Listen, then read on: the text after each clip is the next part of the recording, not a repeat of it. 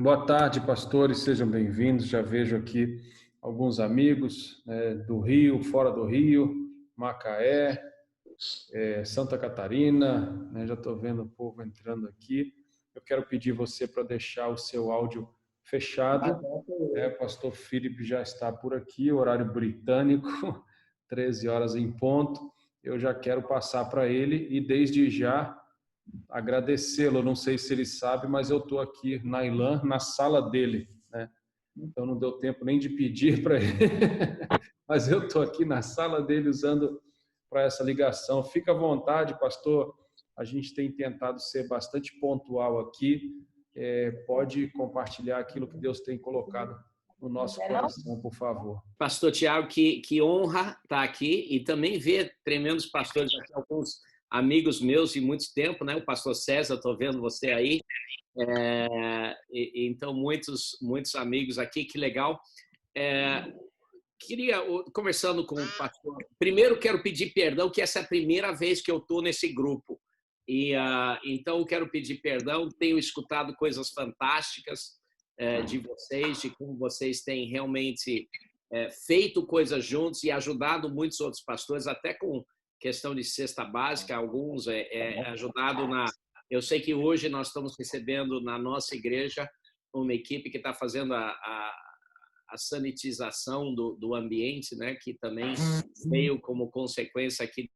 Mas, então, eu acho que esse grupo vai ser assim um embrião de grandes coisas que vão poder vir, não só de aprendizado, mas também de como vocês estão ajudando outras pessoas. Então, parabéns por isso. Hoje eu queria falar com vocês um pouquinho sobre como aproveitar essa crise, né, e como aproveitar esses embalos que são gerados através dessa crise. Então, a primeira reação nossa quando algo acontece é de querer fugir, é de ter medo, é de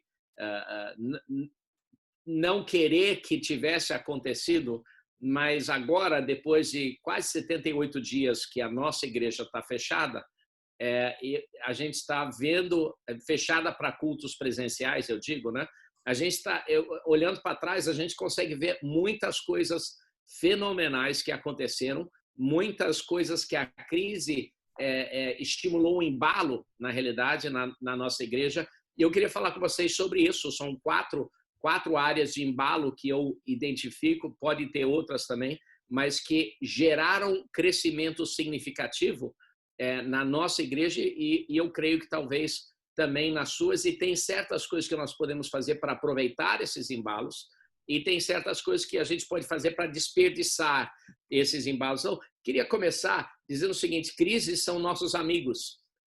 Essas crises, como claro que o problema do coronavírus, com gente morrendo, isso é triste, mas a crise gera crescimento e ajuda a nossa vida. Através da história do cristianismo, a gente vê como crises têm avançado os propósitos de Deus. Desde lá de Abraão e Ló, né, tiveram uma crisezinha entre os pastores de Abraão e os pastores de Ló, tiveram uma briga lá, uma crise. Eu não sei como é que foi, mas no segredo ali, mas o que foi relatado na Bíblia, a consequência dessa crise é que Deus deu a Abraão uma área que aparentemente aos olhos não era tão boa, mas acabou sendo a terra prometida. Grandes coisas, grande avanço veio dessa crise. A gente vê Moisés teve crises e da crise da vida de Moisés, mesmo como criança, veio tremendos avanços. Através da vida dele, ele teve uma série de crises que gerou avanço. A gente vê que Israel,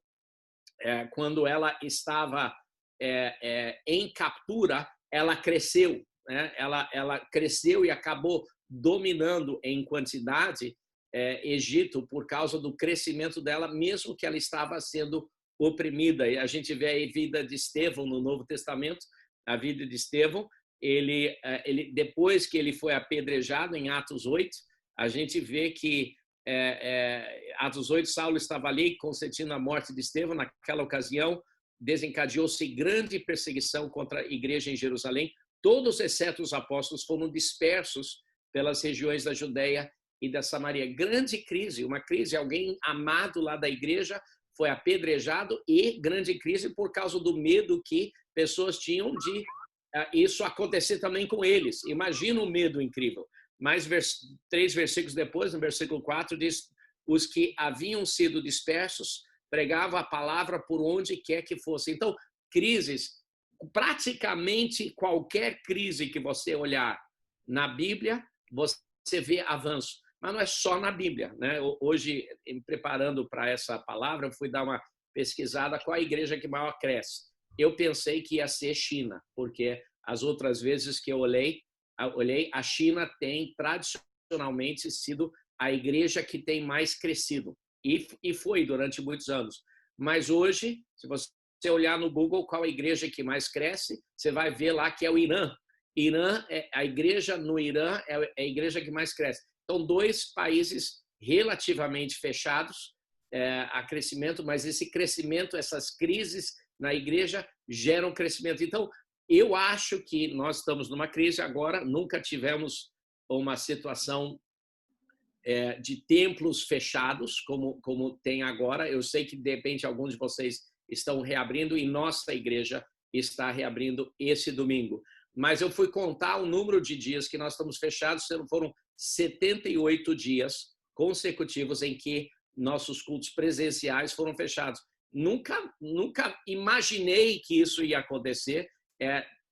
Do ponto de vista de crise, uma enorme crise na igreja, mas historicamente crises produzem grande avanço, e a pergunta é: qual é o avanço que nós vamos ter nas nossas igrejas decorrentes dessas crises? E hoje eu identifiquei 4 avanços que, pelo menos na nossa igreja, vi, e 4 embalos que a gente pode aproveitar ou descartar.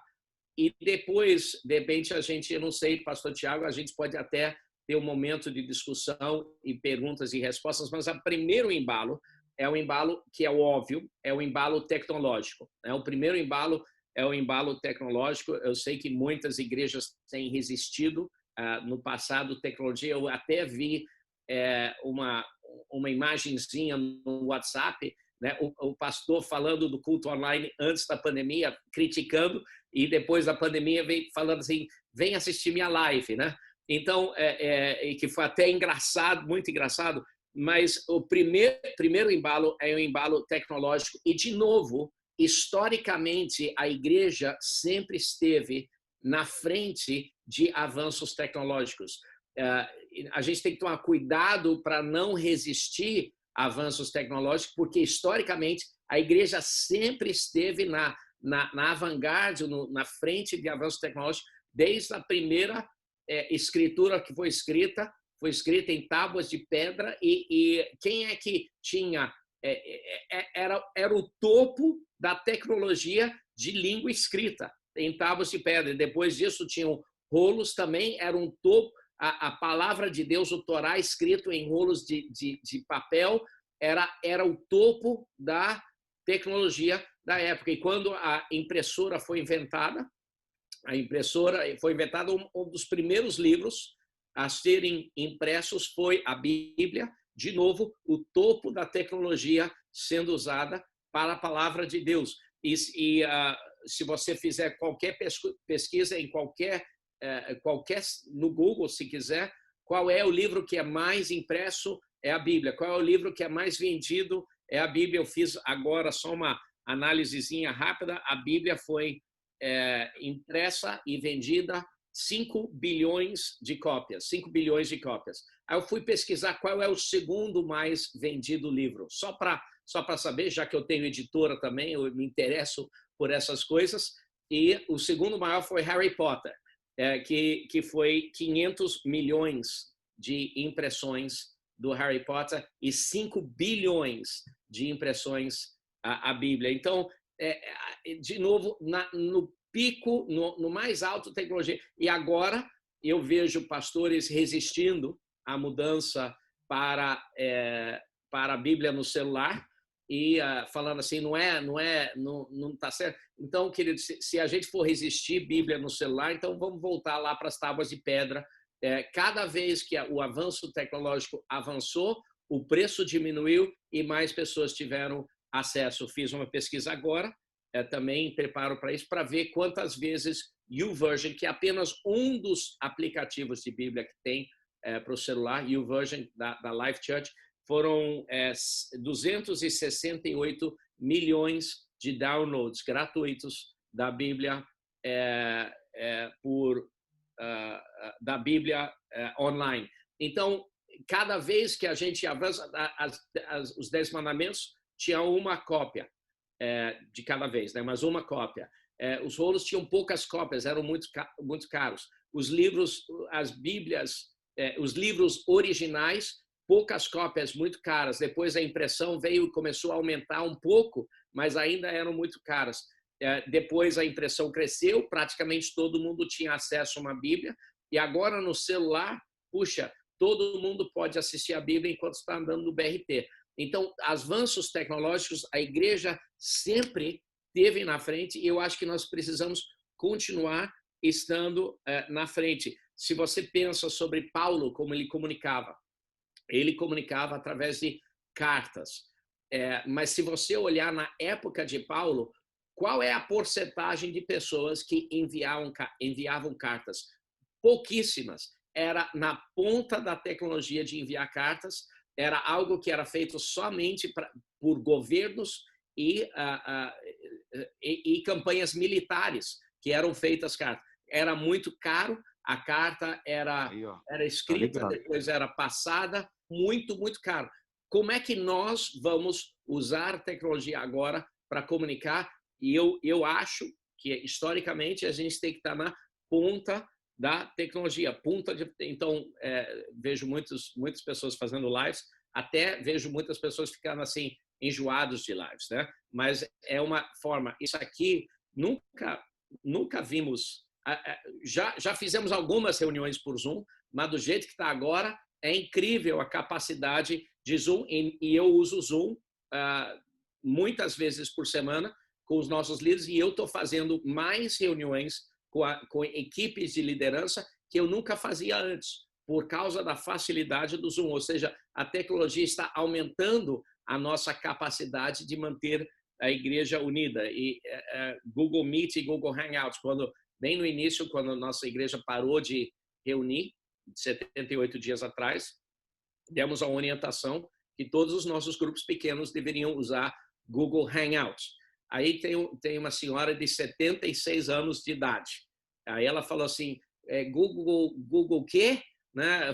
Aí eu expliquei, a Google Hangout, a gente mandou o link, ela começou a fazer, e no início ela falou assim, tá muito eco. Aí a gente explicou, manda o pessoal desligar o celular, o microfone. Aí ela falou, mais recentemente, ela falou assim, nunca tive tantas pessoas no meu grupo pequeno. Essa mesma senhora tinha uma reunião presencial de oração na igreja, 77 anos de idade. E aí, agora ela diz que a reunião de oração sempre estava dando 2 ou 3 pessoas no campo.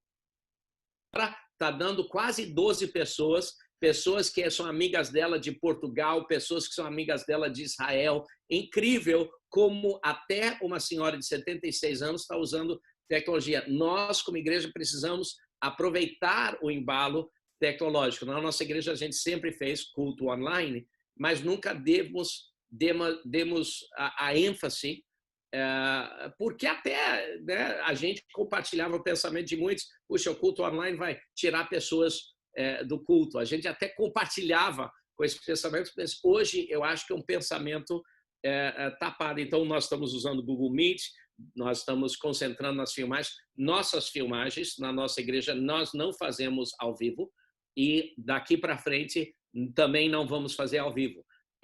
Nós vamos filmar no sábado, editar durante a noite, para garantir que o louvor e que a pregação e que todos os gráficos sejam perfeitos. Então, nós vamos nós não vamos fazer ao vivo, porque a gente não tem a perícia de fazer ao vivo e ainda ficar excelente, mas são coisas tecnológicas. O que nós estamos testando agora é tecnologia de vendas através de funil de vendas. Então, funil de vendas, você vê isso o tempo todo na internet, você vê um vídeo gratuito de alguém falando assim, eu vou te dar algumas dicas disso. Aí o vídeo termina falando assim, se você quiser saber mais, acesse esse site. Aí no site você tem algumas coisas gratuitas que te levam a uma área paga e aí vai gerando comprometimento que está aumentando com as pessoas.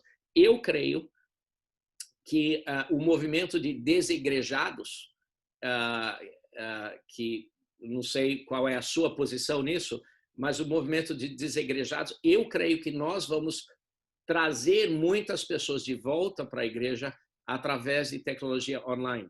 Então, nós estamos implementando funil de vendas, é lógico, não do ponto de vista comercial, mas nós estamos implementando funil de venda em que nós vamos promover um vídeo, que é um vídeo que agrega valor a alguém que tem uma tendência para o evangelho, que tem uma tendência favorável ao evangelho, e aí nós vamos oferecer cursos gratuitos, curso de dons espirituais, com teste de dons espirituais, e curso de personalidade, com teste de personalidade, e dali nós vamos começar a tentar funilar as pessoas para membresia e usar os cursos para trazer frequentadores para os nossos cultos online e usar isso para trazer frequentadores para os nossos grupos pequenos que também são online, alguns deles vão continuar sendo online, e usar o conceito de funil de vendas, que é um conceito altamente comercial,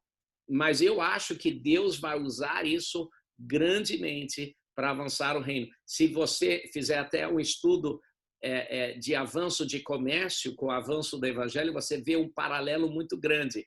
Nas rotas de comerciantes, acabaram sendo as rotas de maior crescimento de igrejas. A rota da seda entre China e Jerusalém foi uma área de grande avanço da igreja, mas também uma área de grande avanço de comércio.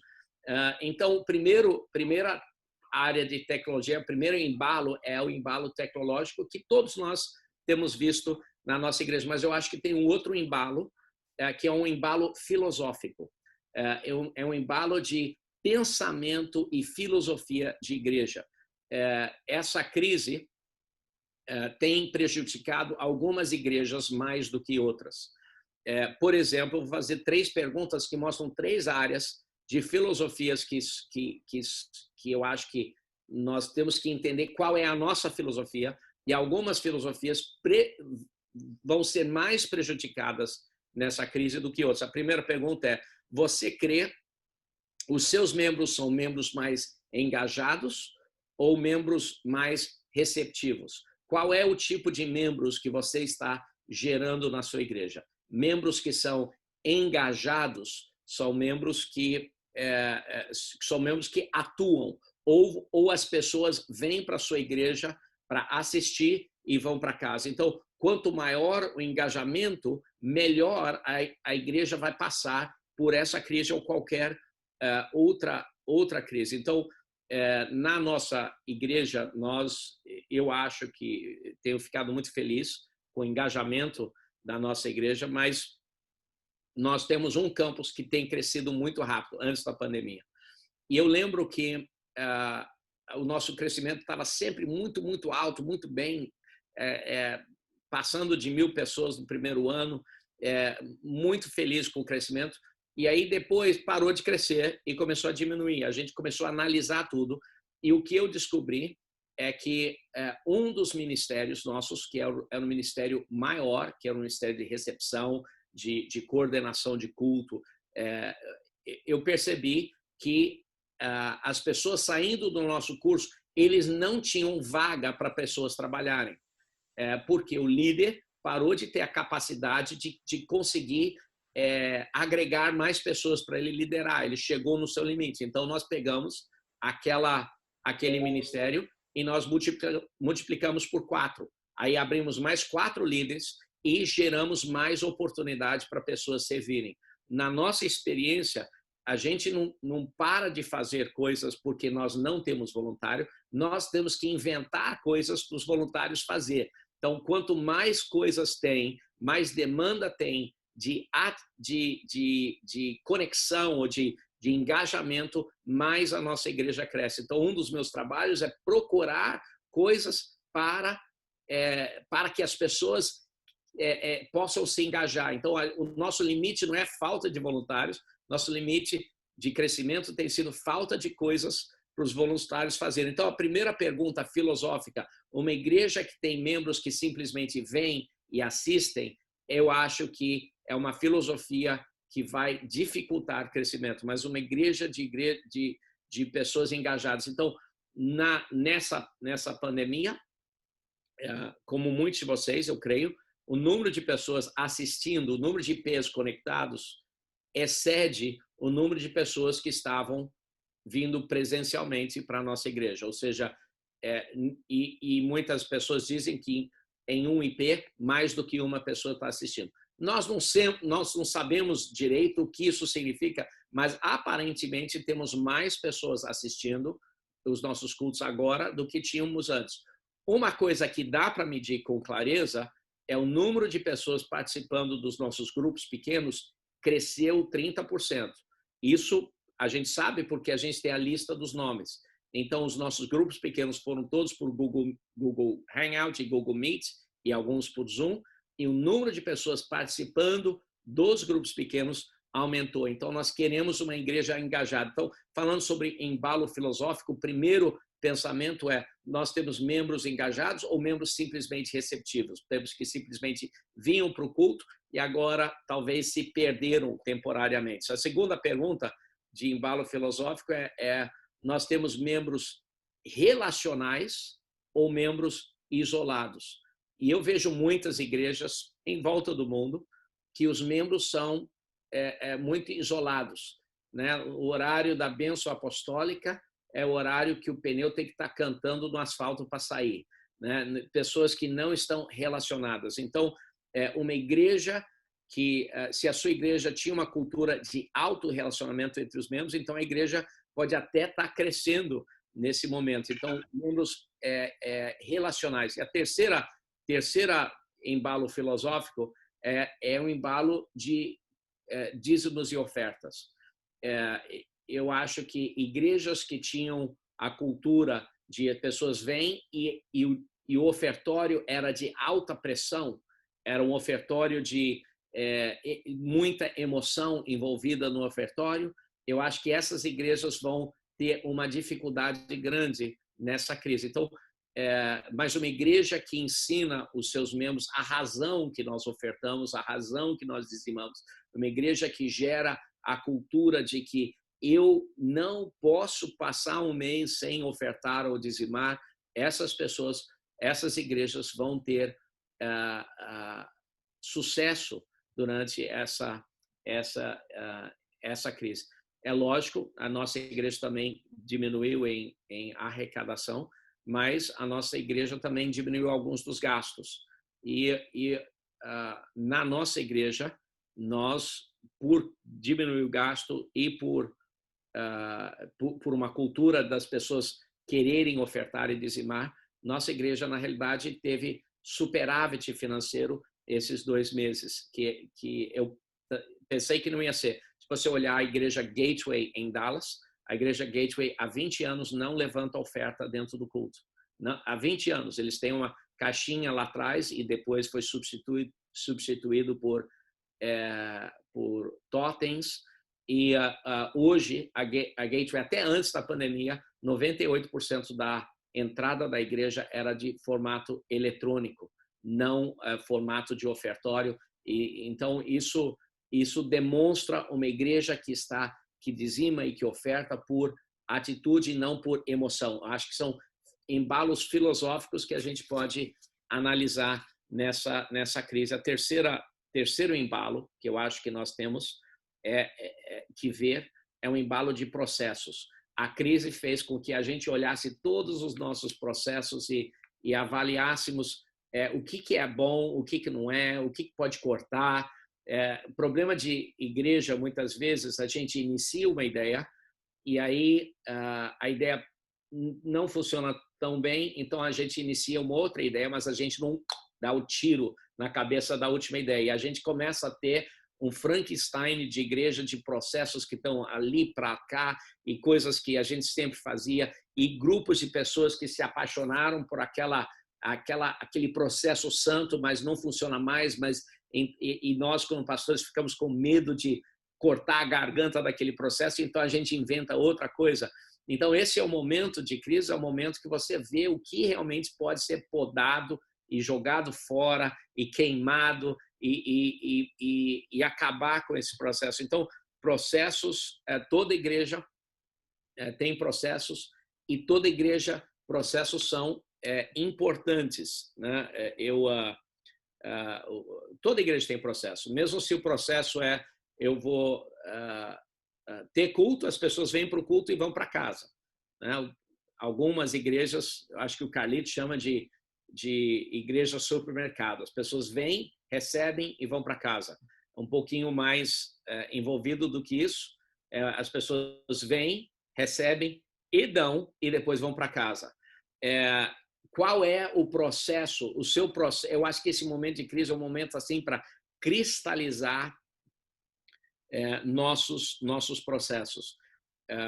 E só para ilustrar isso, de vez em quando, de repente acontece também na sua igreja, tem uma pessoa que vem assistir, que é da igreja, e aí você liga para ele, poxa, eu não te vi no culto. E a resposta dele é, não, pastor, realmente não deu para vir, mas fui eu que perdi. E nós temos ensinado para os nossos líderes, falar assim, não foi você. Se você pensa que por você não vir para o culto, foi você que perdeu, então isso é uma atitude altamente egoísta. Porque se você pensa que o culto é só para você receber, então, se você não vir, você perde. Altamente egoísta. Quando você não vem para o culto, eu perco, o meu irmão perde. Então, você é para receber, vir e dar. E a sua presença no culto online, ou no culto presencial, ou no GT, em todas as áreas. Você não vem só para receber, você vem para dar. Então, processos deveriam gerar comprometimento. Nos nossos processos, nós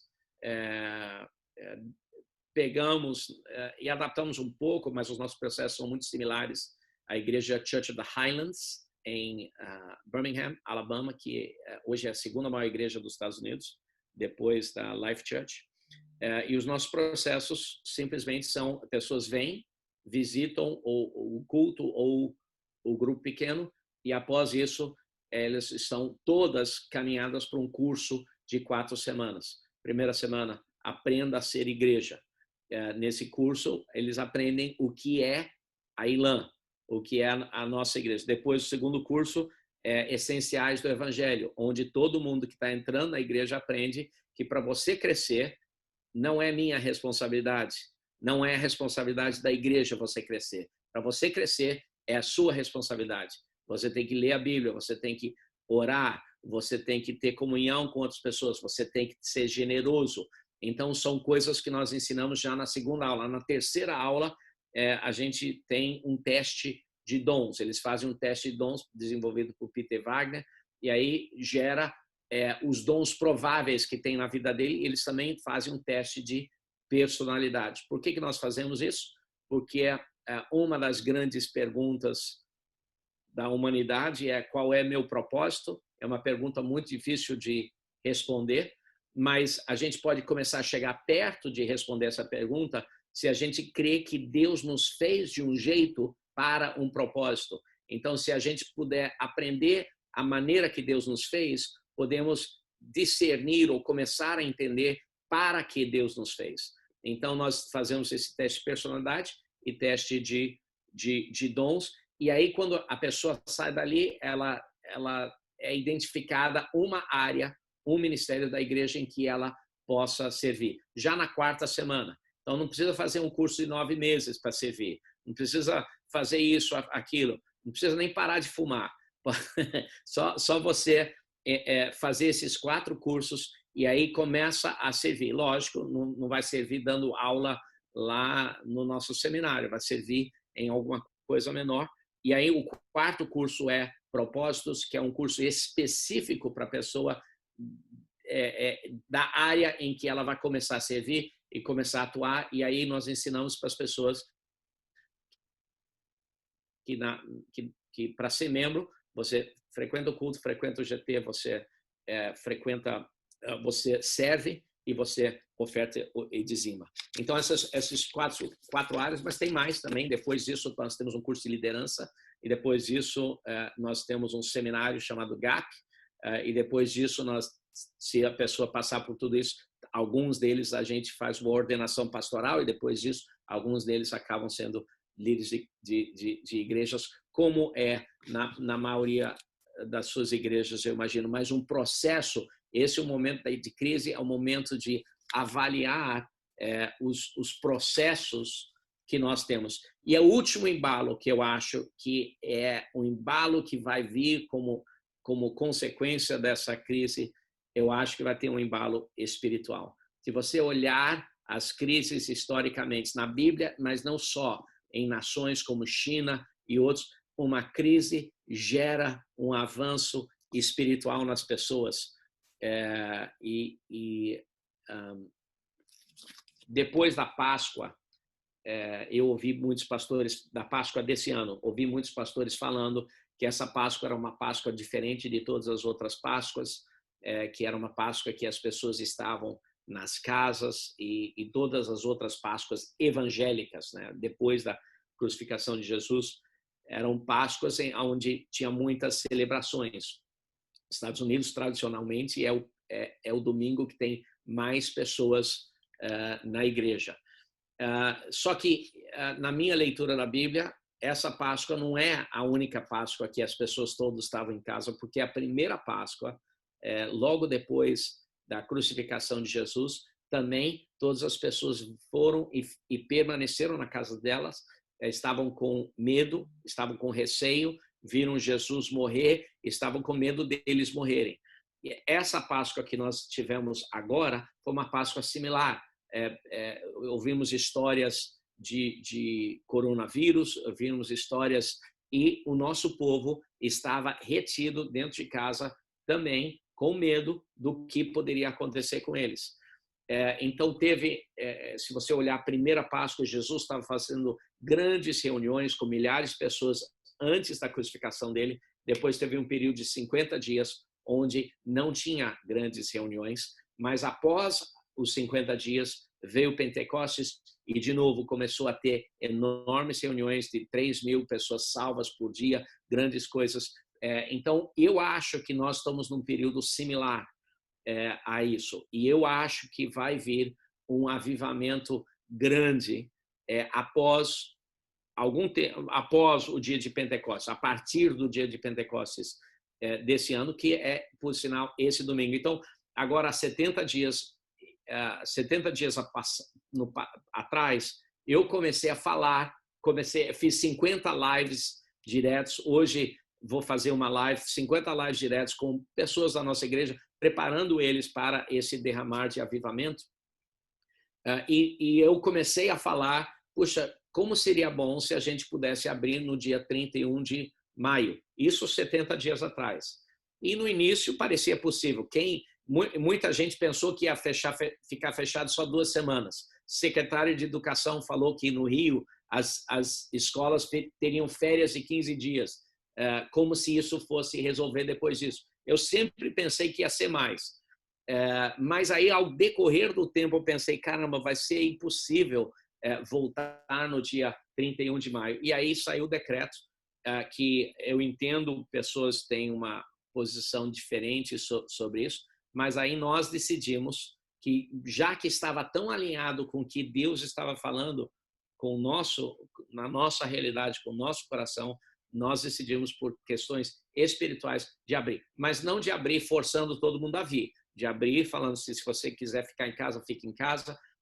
Então nós estamos abrindo, mas o que eu acho que o verdadeiro embalo que vai vir dessa crise é o embalo de tremendas salvação e transformação de vida. Se você ler a passagem em Atos 2, que foi a explicação do que aconteceu em Pentecostes por Pedro, em Atos 2,14, diz: então Pedro levantou-se com os 11 em alta voz, dirigiu-se à multidão e disse: homens da Judeia e todos que vivem em Jerusalém, deixem-me explicar-lhes isso.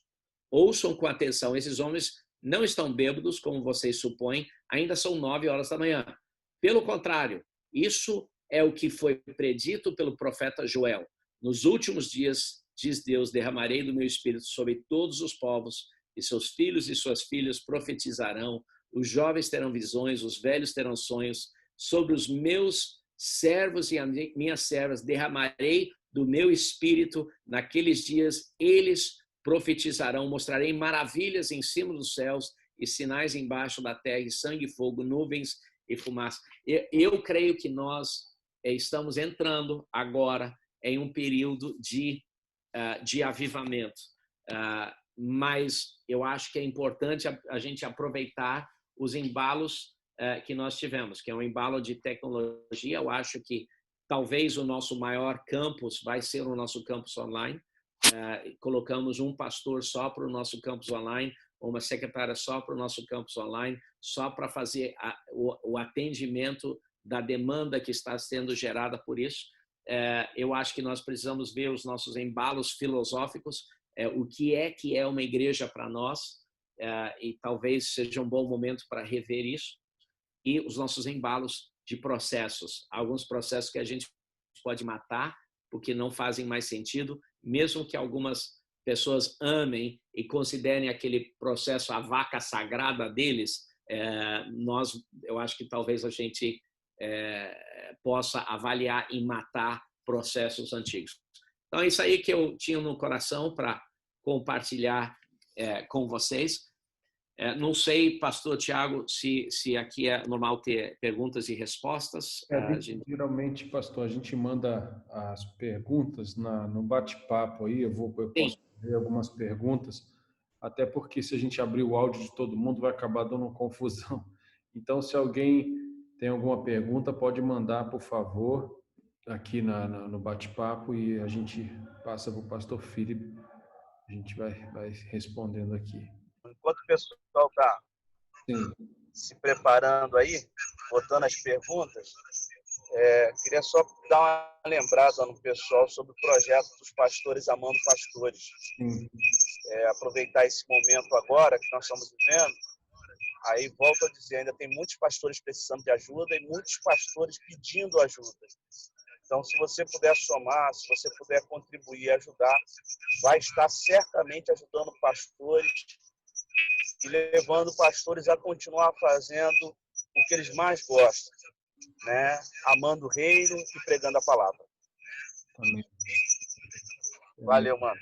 Obrigado, Bispo Maurílio. Bispo Maurílio, a igreja dele lá em Nilópolis virou um QG, né? Um quartel-general aí, com todas as cestas básicas, doações, os voluntários da igreja que mais tem trabalhado, com certeza, é lá a igreja do Bispo Maurílio em Nilópolis, CAP, né, Ministério CAP. Então, tem sido um braço direito aqui nesse projeto e a gente está mais junto do que nunca. Então, se você precisa de ajuda, você pode pedir a gente, falar com a gente em inbox e a gente vai tentar te ajudar de alguma forma, tá bom? Está aqui o Bispo Laerte falando, Tiago, querido... Até a sanitização, pastor. Sim. O Bispo Laerte está falando aqui, por favor, peço ao pastor Felipe falar um pouco sobre o processo de engajamento e voluntariado da ILAM. Muito bom. Por exemplo, existe uma contramão com relação ao voluntariado e o ser membro. Posso ser voluntário sem ser membro? Como que vocês fazem isso na ILAM? Sim, pode ser voluntário sem ser membro em muitas áreas. Então, nós temos uma ONG que é muito ativa, chamada Dream Center, e nessa ONG a gente tem muitos voluntários que não são membros, alguns são totalmente contrários à igreja, mas estão vendo o que nós estamos fazendo. Então, o que está acontecendo? Nós temos ali, parou agora durante a pandemia, mas nós temos uma clínica dentária e todos os nossos voluntários dentistas, nenhum é da igreja por enquanto, mas pessoas que eram bem contrárias por causa de servir, estão começando a ter uma atitude melhor sobre a igreja, e E nós vimos várias pessoas, não os dentistas, mas várias outras pessoas, fisioterapeutas, advogados, começar a membrar na nossa igreja, mas começaram servindo. Deus colocou no DNA do ser humano um coração de servir. Eu sei que pastores pensam o oposto, mas eu acho que no DNA do ser humano, ele tira satisfação pessoal de servir outras pessoas. Então, quando você gera uma porta de entrada de serviço, eu acho que ele acaba conectando com essa área. Então, eu acho importante ter portas de poder servir, mesmo para as pessoas que ainda não estão prontas a ter o compromisso de serem membros. Então, não sei se respondi, pastor. Ok. A abertura da igreja em Campo Grande, por exemplo, né? Queria que o senhor falasse um pouquinho sobre isso, que mandou um time para lá, né? Para começar uma igreja, foi um time já do Recreio, por exemplo. E aí ali a gente chegou e teve um crescimento maior do que a gente esperava, mais rápido do que a gente esperava e até mais rápido do que a gente estava preparado, né? E isso, na verdade, eu vejo como acelerou essa questão do voluntariado, né? Eu lembro que o senhor até brincou uma vez, se você consegue até sexta-feira parar de fumar para que você tome conta do estacionamento? Exatamente. E teve gente que ficou rindo com isso, mas na verdade Deus tem acelerado, né, essa questão do crescimento através do voluntariado. Eu queria que você falasse um pouquinho sobre isso. Exatamente. Meu paradigma antigo a gente não consegue fazer isso porque nós não temos os voluntários o suficiente para fazer. Isso era o paradigma antigo meu. Agora, meu paradigma é o que eu posso inventar de fazer para que tenha mais coisas para as pessoas fazerem. O nosso sistema, o nosso processo, ele gera voluntários. Então, a gente fala para as pessoas, você vai fazer um teste de dom, você vai fazer um teste de personalidade, e aí nós vamos ajudar você a usar isso para você atingir 100% do plano de Deus para a sua vida. Então, a gente está gerando pessoas que querem se voluntariar. Então, nós precisamos para continuar crescendo, precisamos de gerar espaço e vazão para essas pessoas servirem. Então, serviço é uma parte grande do nosso modelo de captura ou de o que a gente chamava antigamente de consolidação. O processo de consolidação na nossa igreja entre e sirva. E quando eles começam a servir, isso engaja eles, eles começam a tirar satisfação pessoal de servir.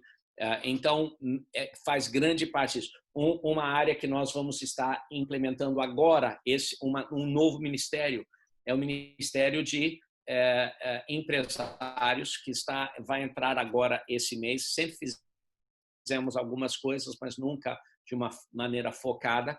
E esse mês, quem está entrando agora, nós vamos estar identificando pessoas que perderam o emprego, pessoas que estão sem renda, pessoas que precisam gerar uma fonte de renda, e nós vamos dar a eles R$1.000, e nós vamos dar a eles um mentor, que é um mentor empresário que vai ajudar eles.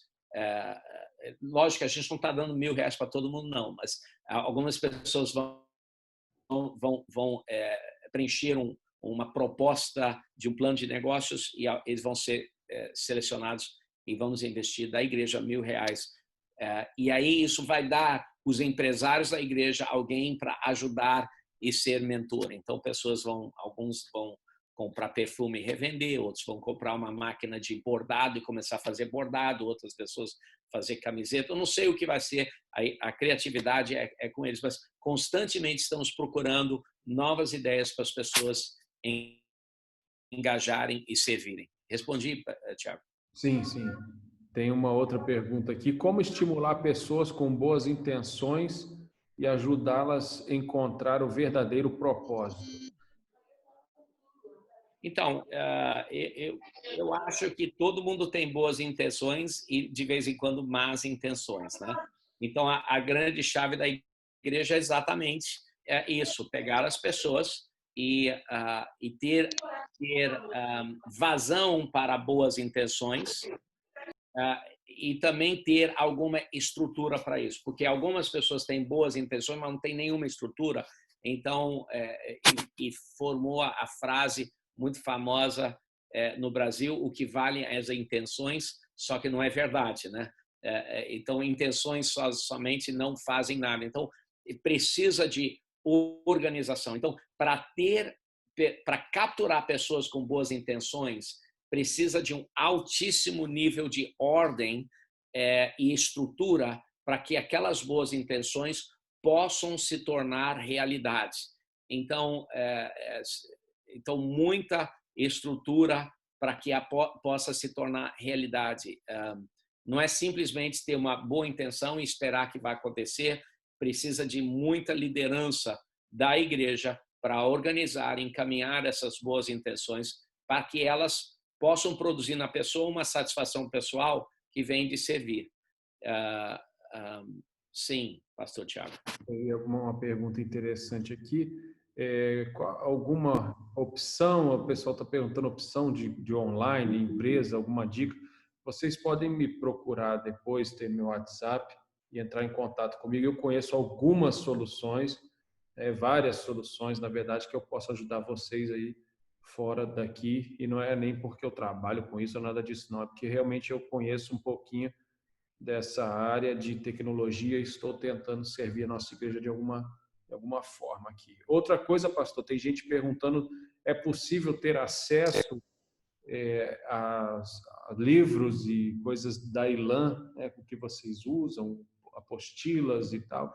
Pessoal, eu queria que o senhor falasse um pouquinho, né, da editora. Talvez tem gente que não saiba, né, que a Edilan, que é a editora que o pastor Filipe é um dos proprietários, que tem todos os livros, né, de John Bevere, de Robert Morris, The Gateway e tantos outros, né, livros de altíssimo conteúdo.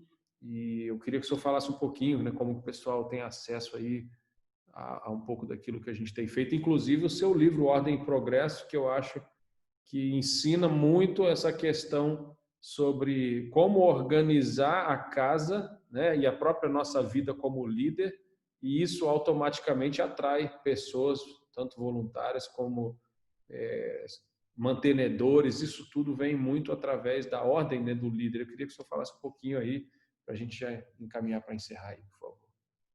Então, claro, tudo que a gente faz tem total acesso. Nós temos uma apostila que é uma apostila dos nossos cursos de todos os nossos cursos de entrada que nós chamamos de Ondas de Crescimento. Se você quiser, é só pedir lá na editora. Eles têm isso, 021 2490 2551. E essas apostilas não estão vendidas no site porque não são apostilas comerciais, são apostilas simplesmente que nós usamos na igreja, mas eles que têm acesso a isso, então pode falar com eles, 021 2496 2551. O nosso site da editora edilan.com.br para todos os livros do T.D. Jakes, John Bevere, Robert Morris, Dead Sheets, muitos desses. Mas o pastor Tiago mencionou o meu livro. Eu tenho uma revelação pessoal que tem me ajudado muito, e eu ali o livro na mão do pastor Tiago, Ordem e Progresso, Passos Simples para Conseguir um Destino Extraordinário. E a tese do livro é essa, que Deus só faz 2 tipos de milagres. O primeiro tipo de milagre, alguém está necessitado, clama ao Senhor e ele estende a mão e ajuda essa pessoa. Ele ajuda pessoas que precisam de ajuda.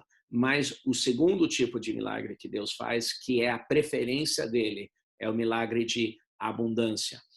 Então, um milagre é quando a terra era sem forma e vazia, trevas cobriam a face do abismo, mas o Espírito Santo sobrevoava a face do abismo, e Deus falou assim, haja luz. Precisou de luz, é análogo à nossa salvação. Nós estávamos, enquanto nós ainda éramos pecadores, Cristo morreu por nós. É simplesmente um braço de Deus no meio de caos. Mas o segundo tipo de milagre é o milagre de abundância. O milagre de abundância Deus faz, mas precisa de ordem para que ele faça. Ou seja, Deus não criou nada em Gênesis capítulo 1, 2 e 3. Deus não criou nada que tivesse a capacidade delegada dele de reproduzir até que houvesse ordem. Então, o que Deus fez? Depois de gerar a luz, depois ele separou a luz das trevas, ele organizou. Ele separou as águas da terra, ele organizou. Ele separou o céu da terra também, e ele organizou. E só depois de ter ordem é que ele delegou a capacidade dele milagrosa de reprodução para as plantas, para os animais e para o ser humano. E esse modelo a gente vê através da Bíblia. Você vê antes que Jesus multiplicasse os pães e os peixes, gerou ordem. Quando ele fez os pães, multiplicou os pães e os peixes, não foi que nem as Nações Unidas tentando distribuir arroz lá na Somália e uma muvuca de pessoas arrancando. Não foi nada assim. Ele gerou ordem para que pudesse delegar o poder dele multiplicador e de criação. Então, antes de criação tem que ter ordem, antes de abundância tem que ter ordem, antes de Deus delegar o poder dele a outros, tem que ter ordem. Isso não significa que Deus não possa atuar soberanamente quando alguém tem uma necessidade.